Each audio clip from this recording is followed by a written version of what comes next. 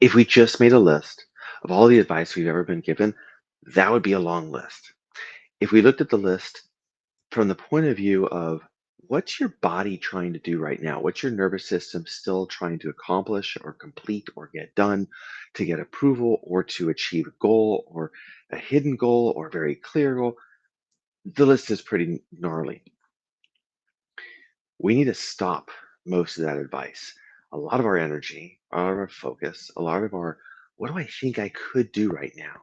The sense that we can have clarity or not is all going to be limited by how much advice, good intentioned or not, good advice or not, is still trying to play itself out.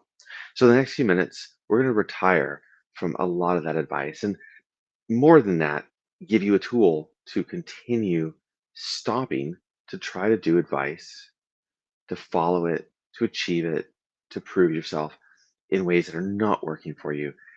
And it could be lots of reasons. It could be it is not for you to do that thing, that advice is not a match for you or it's not a match for your situation now. It might be that advice was never quite the right match in the first place. So regardless of the reason, we're going to go right into the pattern. Now, the pattern is something like this. If we were to embody it or to model it with our body, and most things should be modeled with our body because most things, the way our brain works, is metaphor of the body. So, if you want to reach for something, if something's out of reach, our brain starts to think about, well, can I reach it? And metaphorically, when we look at our experience, if something is out of reach, symbolically, metaphorically, then then we're going to say it's out of reach. But it might not be out of reach. It might just need a few steps. So, what we're looking at here to begin with is what are you trying to get done? What's trying to play out that comes from someone had given you advice in the past? And now you're probably in some way saying to yourself, I need to do that. That's what I need to do. That's what I should do. That's the way I should do it,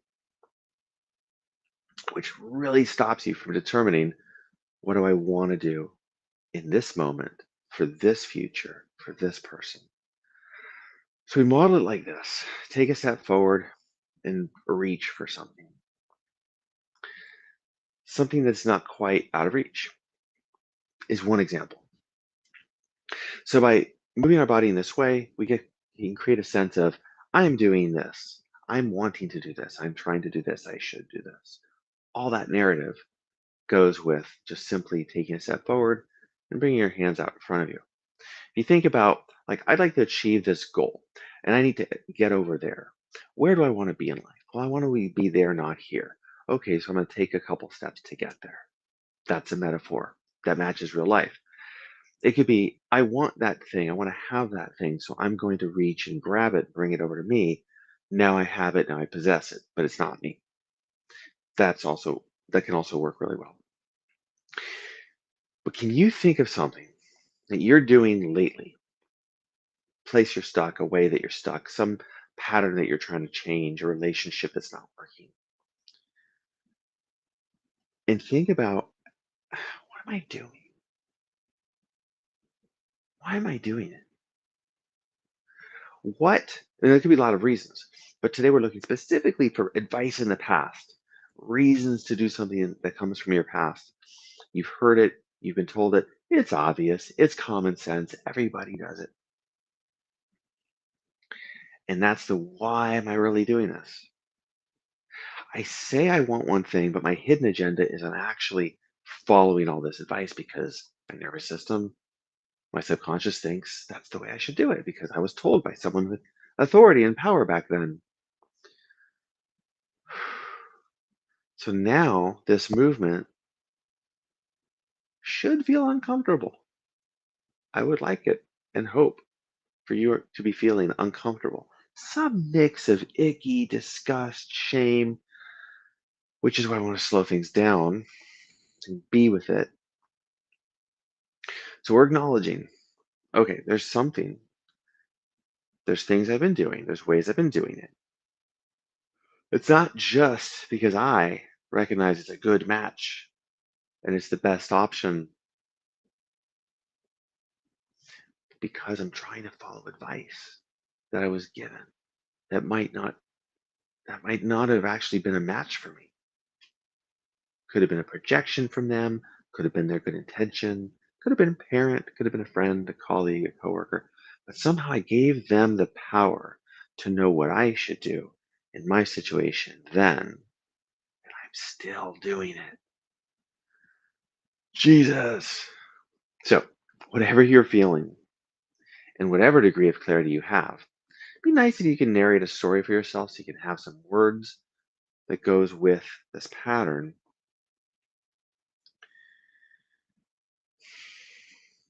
Very good. Now, stop for a moment. Now, I need to ask you a question and ask you to do a bit of integration. When did you learn not to trust yourself? When did you learn to reject your own knowing, your own power of knowing? When did you stop saying, I know what I can do here and I'm willing to try? How familiar is that feeling? Because it's going to bring up a feeling. So, how familiar is the feeling you're feeling right now? And when was the first time you ever had that feeling? When is the first time you remember having that feeling? The first time you can recall this feeling? And your body and your memory will do its thing, and you might have a clear, specific memory. And now, how vivid is that memory?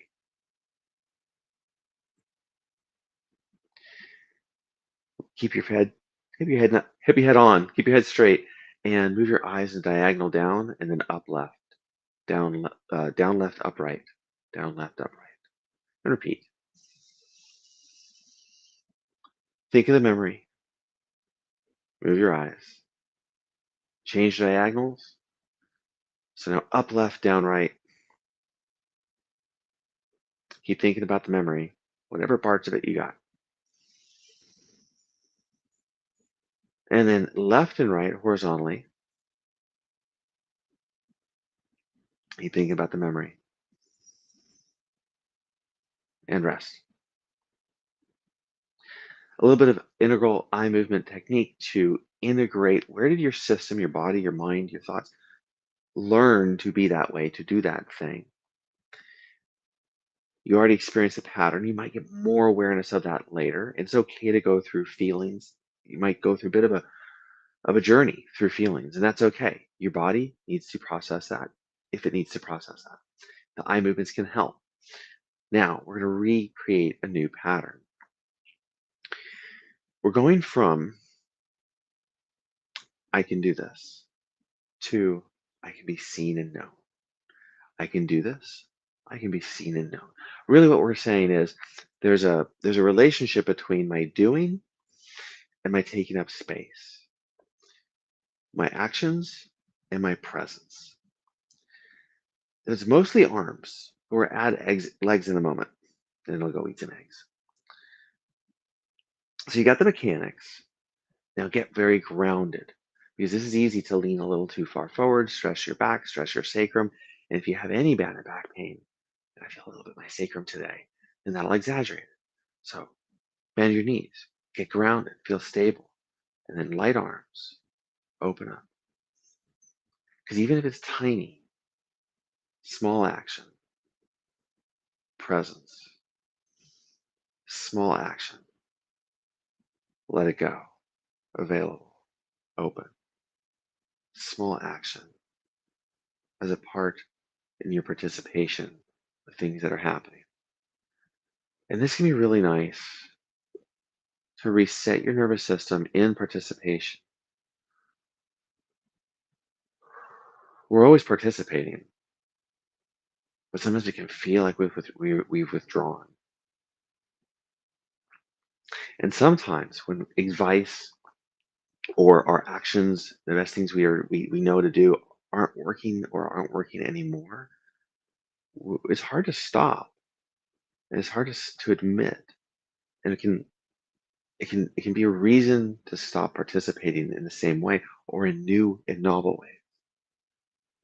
So now add the legs as you open up wider, more than forward, because width is more options to do what's right, more options to explore what's left, more perspective, a wider perspective, a higher perspective, to see more of what's going on and to recognize and play with and deal with what's happening with a little bit more flow. Now, if you just think about a goal, you bring a very specific goal, an outcome, an endpoint, a relationship to mind, and then let your body start to change the way you're doing this movement. Like for me, I'm doing one and then the other, but I feel like that's old. I kind of want to have one support the other. It doesn't matter. See what happens for you as you think about a goal. And the more you can hold that one goal, one part of it, maybe the moment in time that you're imagining, or part of the process, one aspect of it, hold it, find your own congruence.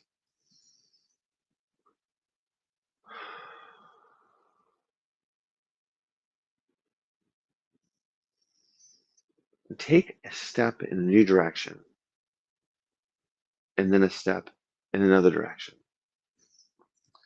So we've got your capacity to reach and participate, along with your capacity to take steps and change directions when you choose. Obviously, you're in a space, you're not going to take too many steps because you'll literally hit a wall. But you might not need to hit walls metaphorically anymore, at least not for this particular goal, if you're feeling ready and available to participate and take steps and continue matching your own congruence. And there we are. So in completion, when I do this work with clients, what tends to happen is you've just activated something. You've reset your nervous system, you've reorganized memories, you have processed emotions.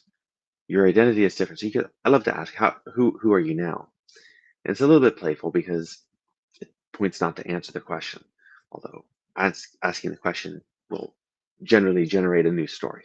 And that new story is a new context, and it's a new container, it's a new perspective. So that can now receive that what you couldn't have received before. And that might be in the form of learning, that might be in the form of surprises. You might be able to stop doing something that you didn't even know you were doing. So enjoy the process as much as you can. And when it sucks, keep exploring, keep being compassionate with yourself because you've got the tools, you've got the body, you've got the nervous system. And there are a lot of these videos and many more. So enjoy and thanks for being you. Let me know how things go and how the experiment goes. I'll be looking forward to hearing.